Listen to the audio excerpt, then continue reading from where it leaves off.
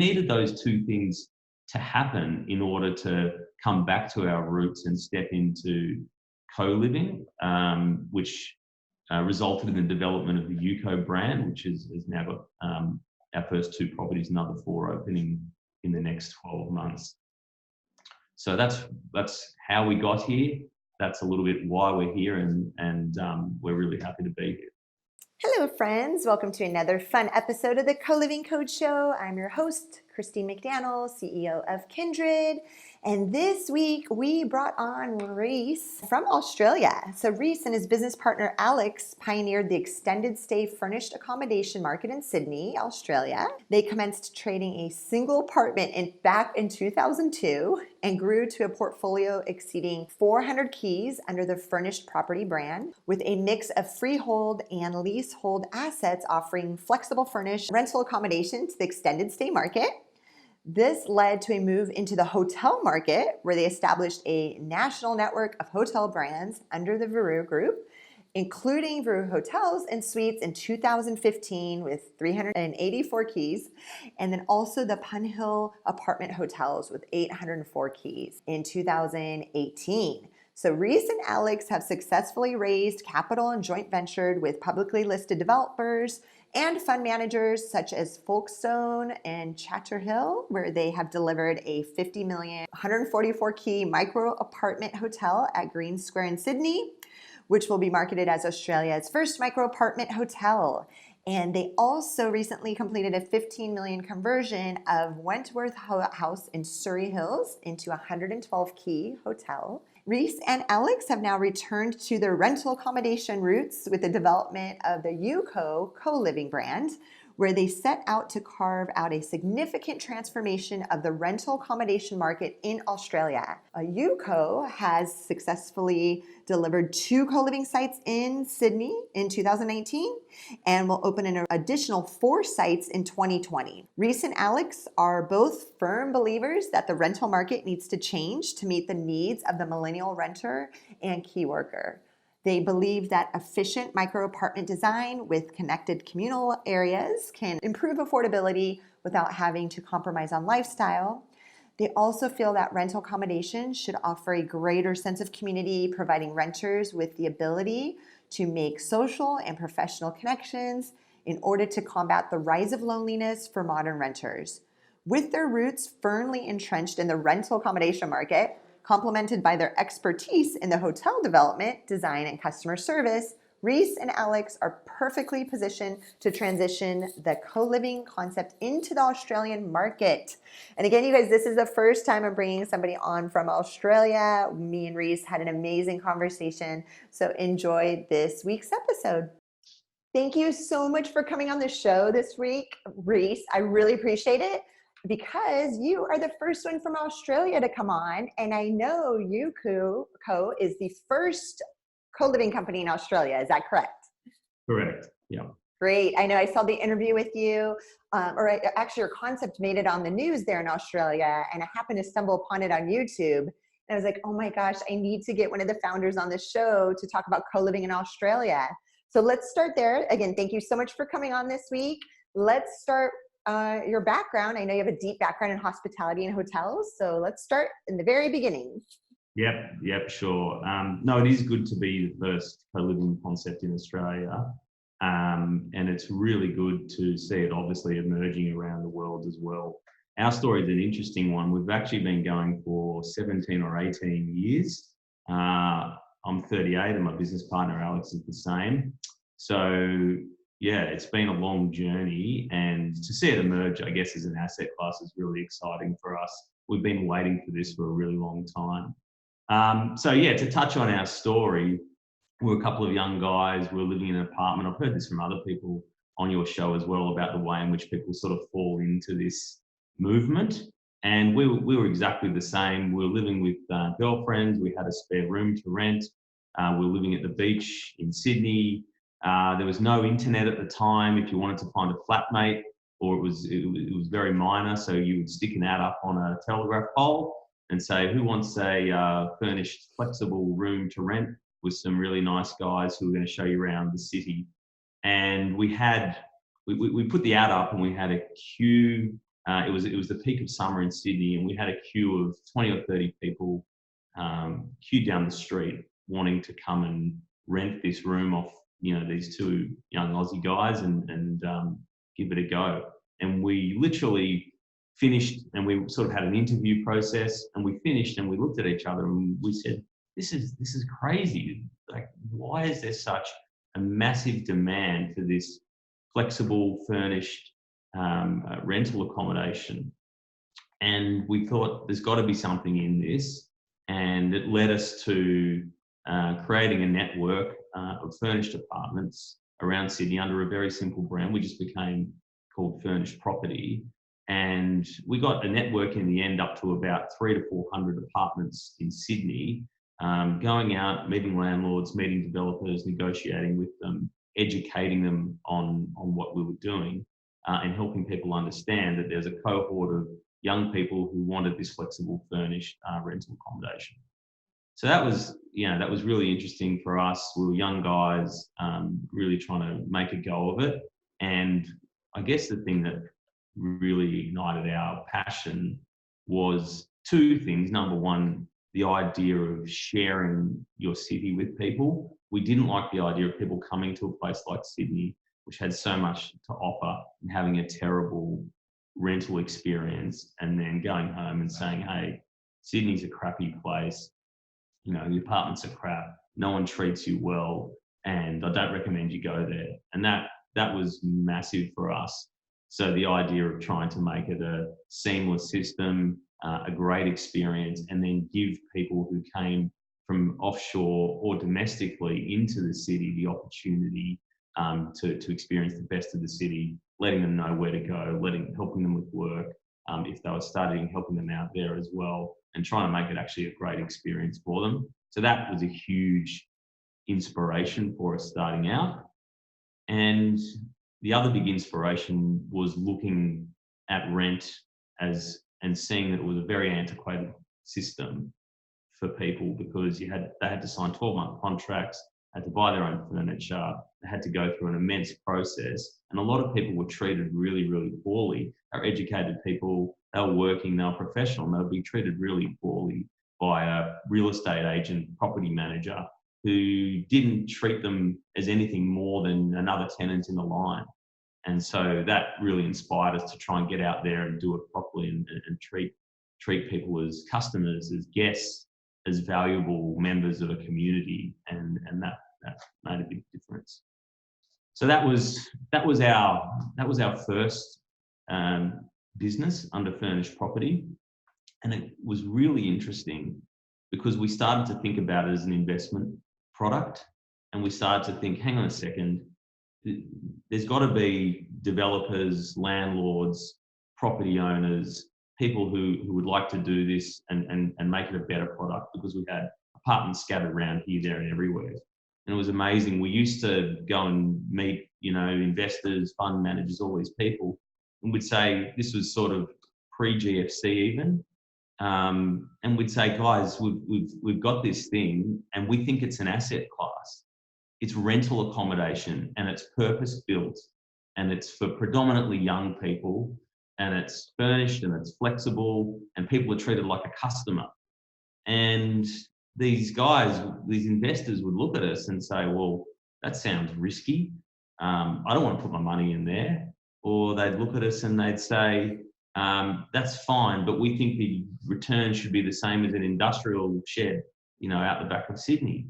And that was a really tough time for us, because we built this platform and we're really struggling to engage institutional and large corporate landlords with the product. And it almost shifted us away, and you might see in our bio, and you touched on it, that we're also in hotels. It shifted us away a bit from that core product, even though we believed in it so much. And we started to move towards hotel serviced apartments around 2009. And in the same vein as we saw rent being antiquated and disruptable in that sense, we were then starting to look at the hotel business and saying, hang on, there's a big shift away from large scale corporate style, 300-400 room hotels. And because of the evolution of online travel agents and reviews and all these things, people were starting to say, hang on, I don't want to be in a massive hotel. I want to be in a 60, 80, 100 room hotel. And I want it, whether I'm a corporate guest or a leisure guest, I want to have a better experience, a more local experience, a more meaningful experience. And so that became a huge focus for us. And we've got a platform of over 1,500 hotel apartments across the country now under operation across two brands. One brand is more for serviced apartments for the corporate market, and another is focused on the micro apartment space, which I'll also touch on later, because there's a bit of a crossover between the two, although we do operate them fundamentally separately. But that hotel operation under our Veriu brand also led to the development of the first micro apartment hotel in Australia, because we, beyond just being not, big 300 room hotels, we also believe that the micro apartment is something that can be brought into Australia for both a renter or a hotel guest, and it can evolve as being a much better solution to what's being offered in the market now. And then the other issue was that planning back in the day, local town planning was prohibitive to creating these rental operations as an asset class as well.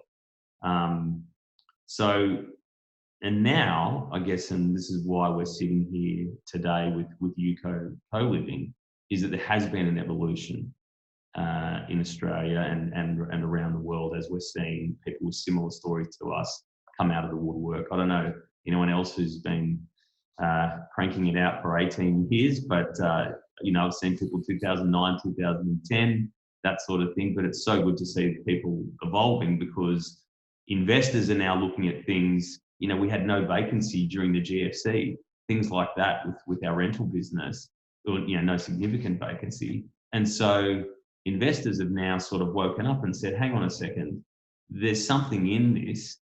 And planning, local councils have also said, hang on, there's something in this as well. I'm talking now beyond hotels, I'm talking back about co-living.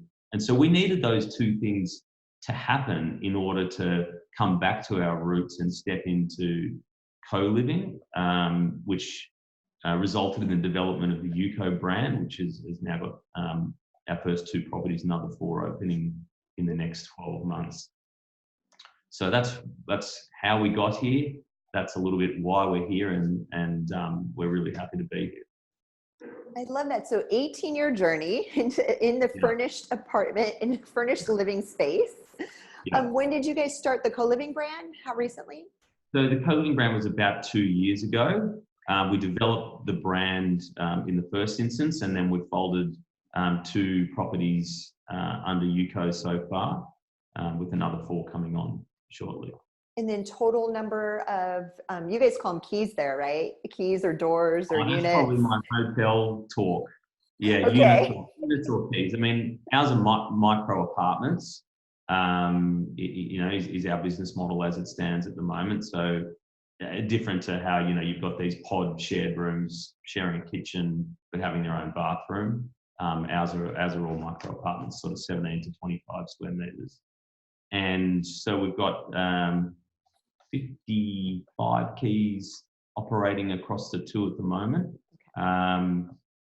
So, and then as the new ones come on, I'd say about another 150 keys coming on in the next 12 months. Whoa, that's exciting. And talking about the expansion and the investors, you talked about it, bringing in investors. Are these investors that are local to Australia? Are they coming out of Asia? Like where's the investment coming from? So we're partnering mostly with local developers in Sydney that we have through our network of contacts. And then we're also having discussions with various institutions now to sound out their appetite to deliver these sort of products with a bit more scale in a city like Sydney. Oh, great. And so you guys are essentially coming in as the operators? We're the operators. We are involved in some development, but fundamentally our interest is in operating the asset. Yeah. And then do you know why maybe Sydney's been, or Australia in general, has been a little bit slower to kind of pick up on the co-living trend? Look, you do have challenges here in terms of land price and construction price as well, which make it a bigger job to get it done of scale. And one of the things we're doing at the moment is focusing on slightly smaller communities of say 50 to 100 apartments, creating an ecosystem. I mean, I know there's some very big properties being contemplated around the world. I don't see that happening in the immediate term in cities like Sydney or Melbourne, but up to say 150 apartments is certainly palatable in the right location. So that's one reason. And then also our planning regulations have been quite antiquated in relation to this sort of rental accommodation, but it's evolved actually, and we now have a code that we can work towards in order to design these communities. No, that's amazing. And so is your occupancy, are you at 100% occupancy rate already on both properties? So that's a really interesting question. So the rental market in Sydney, it's a bit anecdotal, but I was talking to an old school real estate agent, and he said he reckons it's the worst in Sydney at the moment since 1994, the most challenging, the highest vacancy he's seen. And there would be some stats to back that up. The simple reason is there's been a lot of supply created in the last 5 years of residential apartments. Not all of them have sold and they've been turned back into rental accommodation. So it's actually been a really challenging environment in Sydney. I always say to our team, if we had have launched UKO fully 3 years ago, we'd have a queue of people down the streets, like the old days, like 18 years ago, sticking the ad up on the telegraph pole. So we've worked harder to get our occupancy, but as it stands at the moment, you've got a high-ish level of residential vacancy, but we're still managing to achieve high occupancy in the high 90s across our two properties at the moment, and we expect that'll remain the case. And why is that? The reason's simple, is because of all the great offerings that are coming with a co-living product: community, furniture, flexibility, all these amazing things. So it's a good endorsement for us or any other co-living business to be outperforming the typical residential occupancy rate when it's a new concept and there's a huge education process to go through, which you're obviously a very big part of. So, yeah. No, Rhys, and I saw, you guys host them. So talk about some of the events you guys are hosting in the community to kind of help facilitate and set you guys apart from like a regular rental place. Yeah. So at the moment, it is Wellness Month. The driver behind Wellness Month was that there was a lot of eating and drinking over Christmas. So it was like, righto, let's kick off January on the right foot. So people are doing fitness in our community areas. People are also doing quality cooking programs. They're having an amazing race, I was being told, at the end of the month to celebrate. So they're going around the city, exploring the city to celebrate the end of Wellness Month. So that's been a really great initiative. And then, the real backbone of what we do, because our buildings are relatively small, say up to 50 apartments, is every single week we have a community meal where the host of the property, so far we've got a great cook as one of the hosts, which makes a difference, but we actually put on a meal for everybody in the building to try and bring them together. It's not forced, it's totally opt-in, opt-out. And we get, over a 50% uptake every week, trying to encourage people within the building to sit down, break bread together and connect in one way or another. And meals are a great way of getting people to connect, talk. I think it's in our human DNA. If we look at ourselves back around the campfire, in the pre-industrial age, you can really imagine that it's something we have been doing for a very long time. Not just sitting down as a couple and talking about your day to your husband or wife and being a bit bored with the story, actually sitting around as a group of humans and debriefing and connecting on the day. So we're trying to introduce that concept back into our co-living sites at the moment, and we really love that idea. And you've guys done some incredible things. I was seeing videos and pictures of the space itself, these micro units, how you guys made best use of space by bringing the beds up, putting wardrobes underneath, What are some other things that you guys did to maximize the space? Well, it's really interesting. So in a typical build to sell rental apartment in Australia, the minimum size is 38 square meters. Okay, and then with the emergence of this rental asset class, we are allowed and it's permissible to do smaller size micro apartments. So one of the big inspirations for us is to try and say to the rental market, we'll design a space that's more cost effective but functions as well as your one bedroom apartment, where there's a sense of separation for living, a sense of separation for eating, studying, and these sorts of things, but we'll enhance it through community, communal areas, community hosts, and everything else.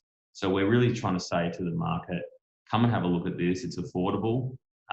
We've got beds positioned in a way that's not dominating a micro apartment. We have a kitchenette, so it's self-contained. We put a balcony where possible, and we have these functioning, in our opinion, as well, if not better, as a 38 square metre studio apartment. And so our design team and architects have been inspired globally. They've studied different buildings in places like Japan or Scandinavia, where micro apartments are more prevalent. And we've looked to come up with our own flavour that really meets the need of a millennial co-liver, but anyone who wants to stay there for 1 to 12 months. And feedback's really good. I love that. And then it reminds me a little bit of Zoku. Have you been to Zoku in Amsterdam? No, I haven't. I've seen what they've done, and I think it's fantastic. The stairs moving up towards the loft. Great concept. And I think there's so many, it is pretty exciting when you sit down with a really good architect and you start playing around with that space to see how many iterations you can come up with for a micro apartment space. And we do it in our hotel business in a micro apartment in a very different way to what we do in UKO, our rental business, because the needs we see of a renter as opposed to a shorter term hotel guest are different. Focusing on storage, focusing on useful areas where people can relax and unwind as a renter as opposed to a hotel guest is different. So they've come up, I think, a brilliant concept. Ours is a different iteration, and I'm sure there'll be more evolving over time.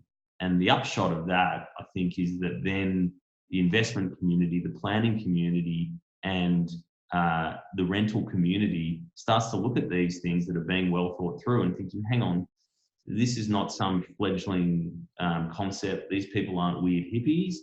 These people are really thinking about form. They're thinking about function. They're thinking about the needs of their customer, and we want to be a part of that.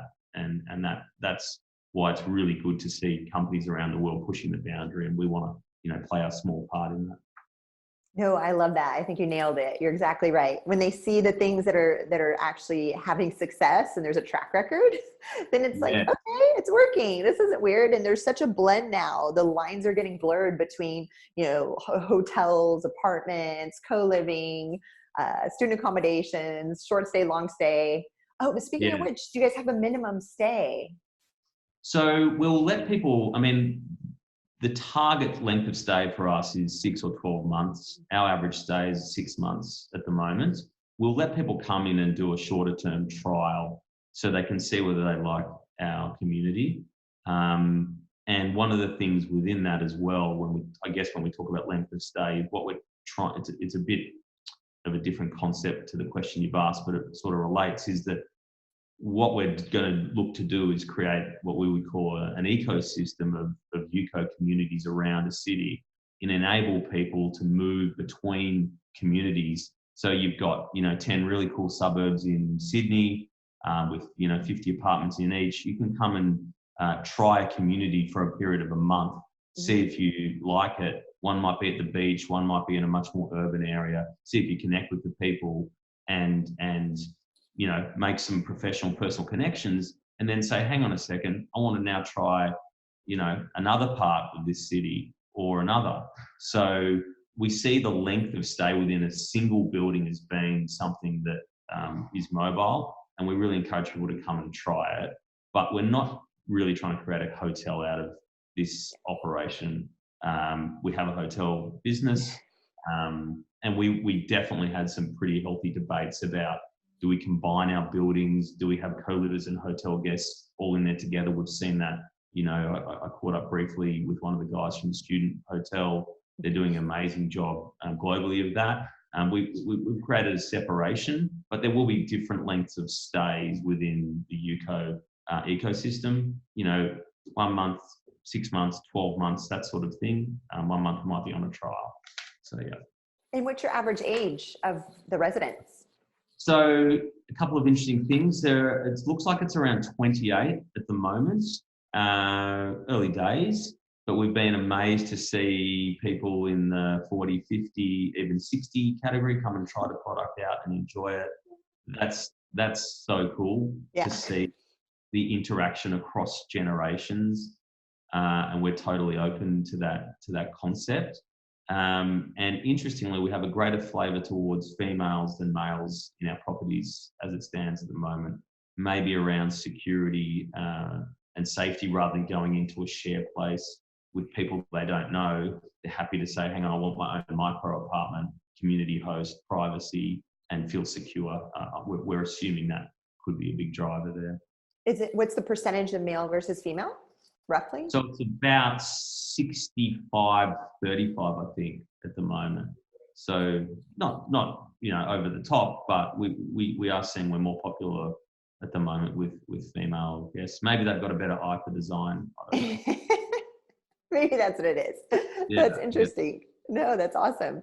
And Yeah. then, so again, you're in the hotel space. Like, what are some differences between the two worlds, or some similarities? Look, there's a lot of similarities when we're looking to design these spaces. We use our hotel architect and procurement team, because there's in terms of the flow, the ideas around creating communal areas that create incidental interactions. If you look at the really switched on hotel brands around the world, they're working on exactly the same theme, albeit, you're at a hotel for 1, 2, 3 nights a week. They're all asking themselves the exact same question: how can we bring people out of the hotel room down into our lobbies? How can we get them interacting? How can we get them having an authentic local experience at our hotel? And so I guess those same themes are applying when we're designing now our co-living spaces. How do we position the common room, the communal areas, to create incidental interactions? How can we make our communal kitchen, each apartment's got its own kitchenette. How can we make the communal kitchen one of the centerpieces of our ecosystem? How can we do that? So all these questions we're asking through the design process are very similar, but obviously just a different, flavour in terms of the renter. And as I touched on before, we do see a design nuance between how we might do a micro apartment for a hotel guest staying a couple of nights versus how we're going to do a micro apartment for a UKO guest staying 6 or 12 months. So that's definitely, I guess, a difference in design. And then I think the other really interesting theme there is bringing in the philosophy of a hotelier around the customer, guest services, guest interactions, customer reviews, all of these things that, are so deeply ingrained into the DNA of the hotel business, because they live and breathe by their ability to serve someone as a customer, as a guest, treat them like a member of the community straight away. And when you adopt that philosophy to rental accommodation, then I think you're making huge inroads into that concept I was discussing earlier about a renter not being a tenant or just a renter. They're a customer, they're a consumer, they're a part of a community, and they need to be valued. And so that philosophy, I think, is absolutely important to transcend between a hotel operation and a co-living community. You see in build to rent, they say, oh, look, whether it's build to rent or large scale residential units, they say you've got a concierge, right? And what does the concierge do? Well, they can book you a movie ticket or get your dry cleaning done or you know, hail you a taxi. And that's not, to us, what it's about. It's about having a community host who makes a proper, deep and informed connection with our customer. And that's what hotels are pretty good at these days. And it's certainly emerging in that space as well. So, Yay. I hope everybody listening or watching wrote that, but is paying close attention to that. I think that's, you know, again, what I said. You forgot what you said already? Just, I mean, your exec is putting, and again, I already see, I guess, because I'm in this space all day, every day, I already see it becoming saturated in certain regions. And I think what's really going to set people apart is the way they treat their customer. And it's way more, so, you know, you've got some people with a hotel hospitality background coming into the space, but you also have real estate developers and property managers of large, you know, regular rental property. And it skews way more on the hospitality side, co-living does, than it does on like regular property management. And I think that's where some of the real estate developers are going to struggle when they get into it. Like, oh my gosh, this isn't like managing a regular property and taking a maintenance request. This is like, we really want to build community and you know, have a community manager, concierge. Like, I think the customer service, the people that are good at customer service are really going to rise to the top. Otherwise, it's a regular apartment, right? Yeah, and when you think about it, shouldn't all rental accommodation, you know, operate in that capacity in some form or another, which talks to, you know, a little bit around minimising loneliness and all that sort of thing as well. I mean, why shouldn't there be a community host in every rental building, you know, around the world, whether it's called co-living or not? You know, I think that's a really important theme for people to, you know, globally to start understanding, is that when we look at renting and we look at the way in which it's happening at the moment, you know, there's loneliness as soon as people are leaving the family unit. And I've heard other people on your show talk about it, but it's a very real theme. Loneliness emerges, a sense of isolation, and all these things, but that just doesn't apply to the millennial demographic. That also applies with huge significance to, you know, young families. You've got young mothers sitting at home with their babies. They might have mothers group or whatever, but they're spending 8 hours or 9 hours alone in an apartment with little to no help. They might have moved overseas away from their family because they met a great, you know, guy whilst traveling, and they're sitting there looking at the wall thinking, this is really sad for me. And so I guess, and it relates a bit to, I guess, considerations around the future, but thinking about the way in which rental accommodation needs to evolve to service the needs of people beyond the millennial market and into any area where the family unit has been dissolved, and the family unit and the community unit, since, you know, in the post-industrial era, has certainly been dissolved, because there's so much support now for government, for security, for medicine, meeting a whole bunch of needs that a community or family used to have to be there in order to meet. And so I think that's got to be a huge evolution point as well for rental accommodation. So even in Australia, you guys are seeing the loneliness epidemic. Yeah, absolutely. I mean, it's, you know, Australia is a big country, and we've got a couple of big cities, but I would actually argue that there's more loneliness in our cities than there are in our regional communities. And you get that sense when you go, you know, to one of our, you know, we've got, I don't know what it is, 11,000 beaches. You go up the coast and you go to one of our, you know, beach communities, and everyone knows each other, and they're pushing the prams and hanging out and having this sort of great local connected communal experience. And then our big cities, Sydney, Melbourne, Brisbane, Adelaide, Perth, I think there'd be a much greater prevalence of loneliness there. And there's science to back that up, obviously. Mm-hmm. And then is there a lot of in your community? Do you guys see a lot of expats coming in, or is it more locals living there? As it stands at the moment, I mean, back in the old Furnished Property day, it was a lot of expats coming in, people from overseas, and some domestic people. Now it's probably a greater mix, but at the moment the uptake is more from the expat. They want to come into the market. They want to come into Sydney. They're working. They want to see how things go with their job, with their personal life. They want to form a community up front and engage with that. And then down the track, they might end up buying or staying longer and doing, a more traditional rental. So it's people coming into the city. Are definitely, when you look at that 28 age demographic, that really talks to those people. And they're just moving more and more and more around the world, aren't they? Like, people, they just don't know where they're going to be next. Where's my next job going to be? Have I met someone in this city that I want to spend the rest of my life with? Where am I at with my life? I don't want to commit. I want flexibility. And rental housing needs to talk to those needs, not work against it. So yeah.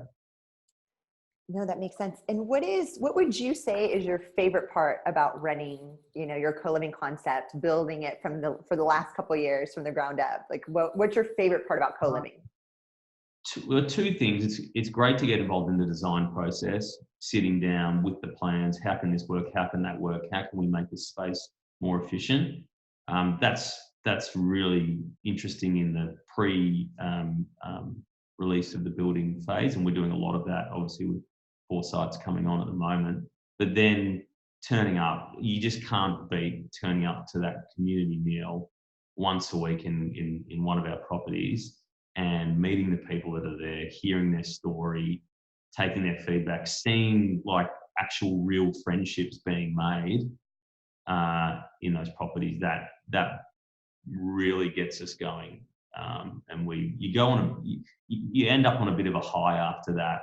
And we look at, my business partner and I talk about it after, and we're like, this is not, some little boutique invention of a couple of dudes around the world. This is actually, this is big stuff, and it's got a real meaning and a real outcome. And a community meal, you just can't beat it to get that sense. Maybe they're all putting a good show on for us, I don't know, but I don't think so. I get a very good, authentic feeling about it. That's so great. So both you and your business partner go to those weekly meals from time to time to just sit in? We've got young kids, so we don't go every week, but we've done maybe 3 or 4 in the last 6 or 12 months.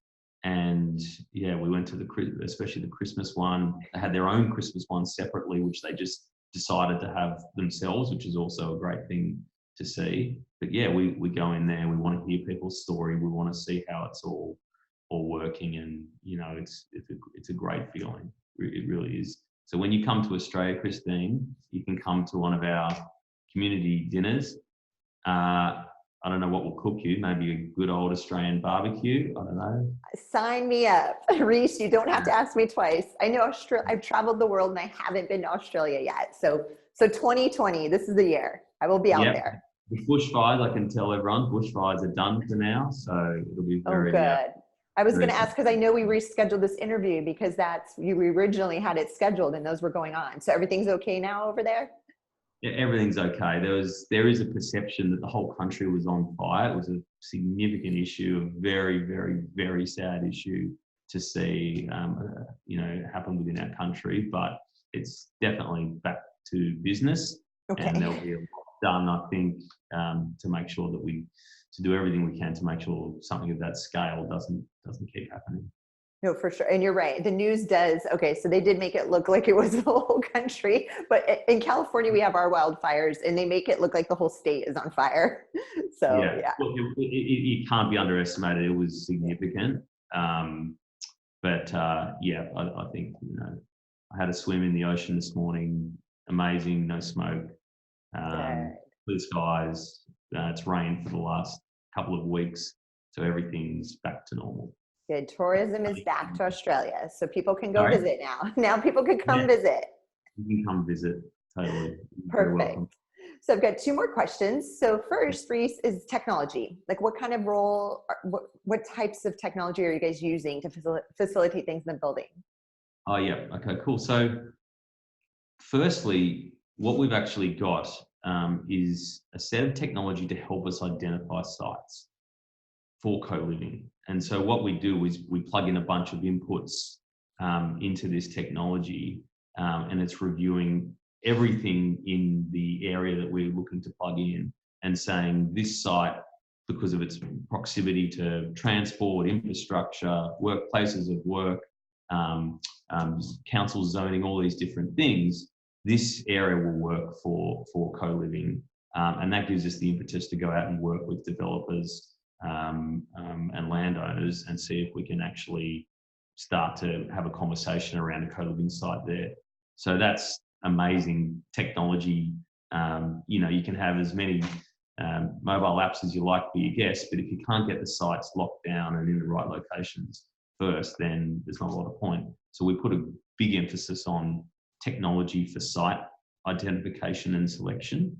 And then moving through, then we're also in the stages of developing an app, which I'm sure is quite prevalent now in our industry, where people can manage their stay, they can extend their contract, they can report maintenance, they find out about community events, all that sort of stuff. App development's not a lot of fun, but we think it's absolutely important to get that right. And then I suppose the final technology piece is, because we come from a pedigree of hoteling, we like to bring in some of the hotel technology pieces when we look at things like our property management systems, our revenue management systems, our review systems, so we're getting good feedback from our guests as well. So we bring some of those flavours from our hotel operation and those technology pieces as well into UKO Co-Living, which is great, because there's a lot of crossover operationally between the way in which you can conceptualize operating a hotel and the way in which you can conceptualize operating a co-living site. Obviously some core differences, but then again, there's a lot of similarities, and technology can really enhance that. And then in the units themselves, do you guys have like wireless access control, like any smart apartment type stuff inside the units? So you can access via your phone. So if the community host isn't there, you're getting a code and you can access in a keyless way through your phone. So that's really good if we've got people arriving after hours, late at night, on a weekend, if the community host isn't on site. So that's been a really good technology piece within the room. We're not at the super advanced stages of having everything jump on and off in the room as you enter. We're doing a little bit more of that in the hotel space, but in time we'll keep evolving that. Got it. No, that makes sense. So my last question, the question I ask everybody is, where do you see co-living? If we fast forward 10 years to the year 2030, where do you see co-living? It's a great question, one I think about and discuss with Alex and Ed, the other guys in our business, a lot. Obviously, what we're most excited to see is it emerge as a known asset class and emerge as a search term.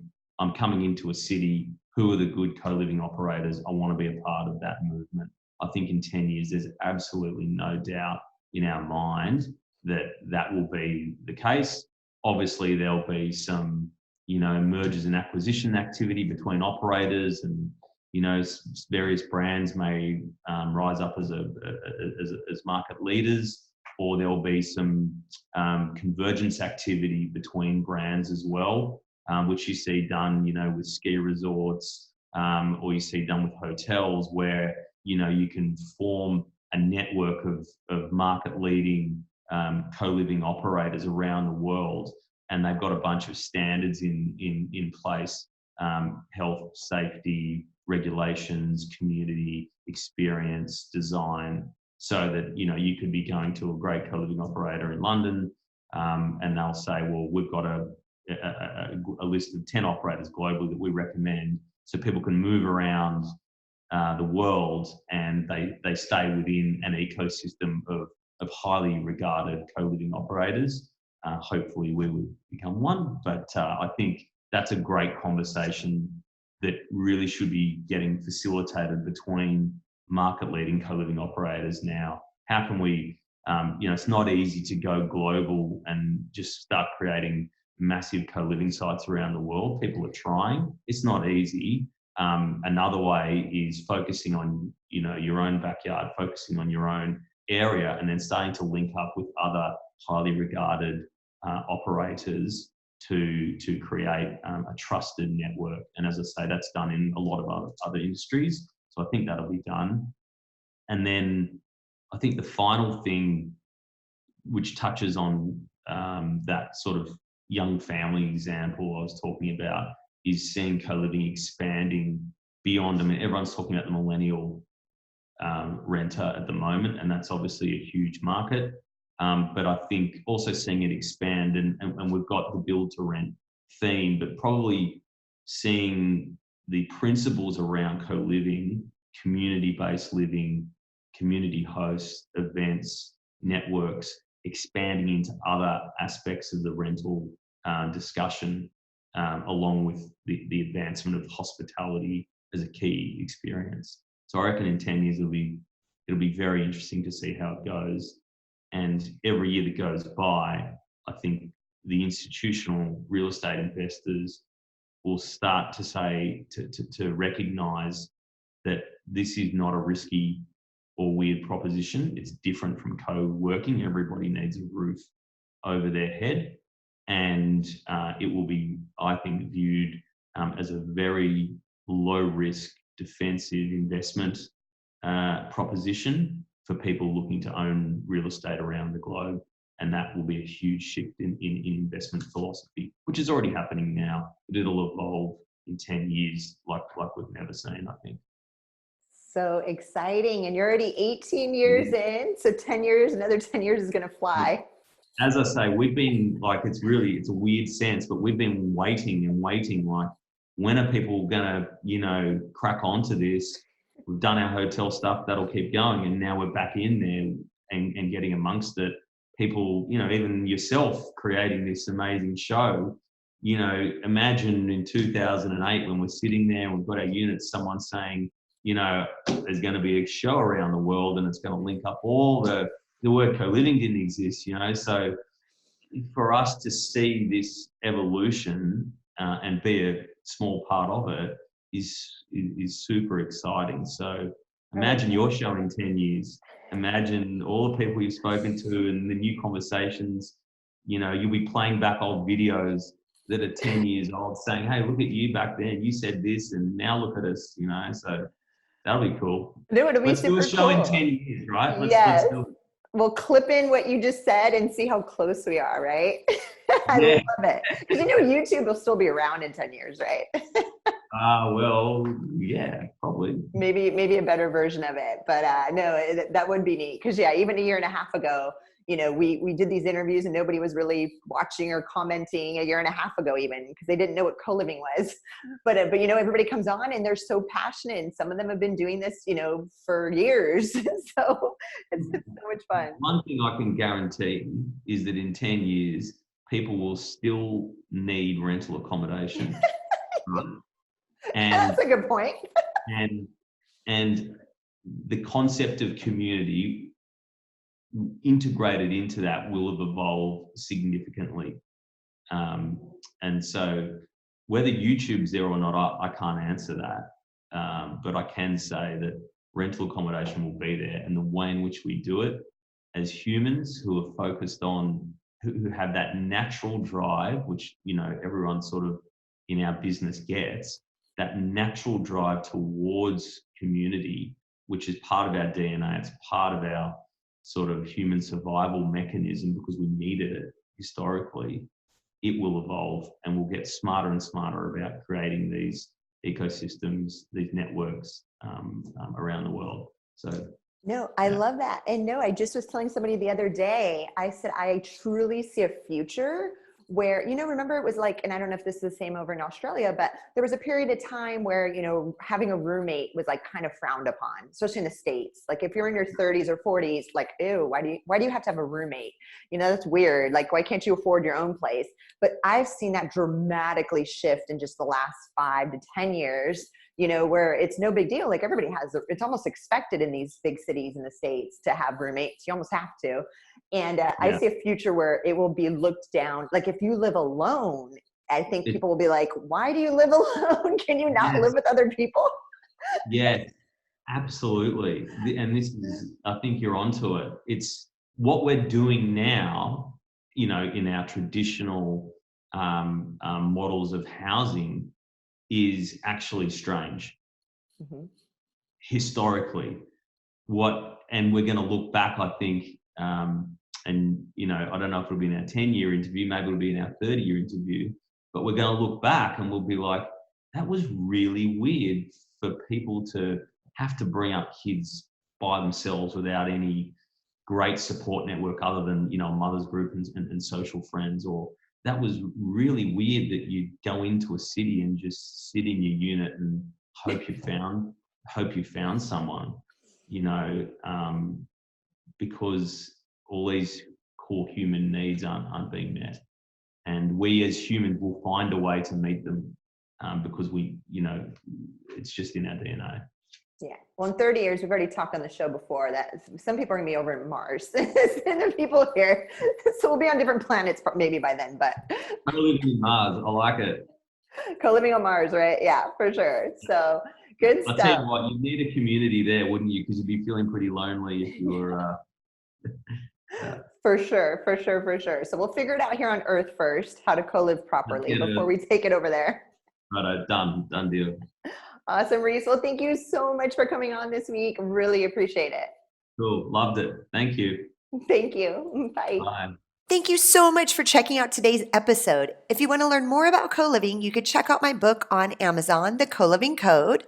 And of course, if you're looking for the perfect software to power your co-living concept, check out kindred.io, KNDRD.io. Thanks.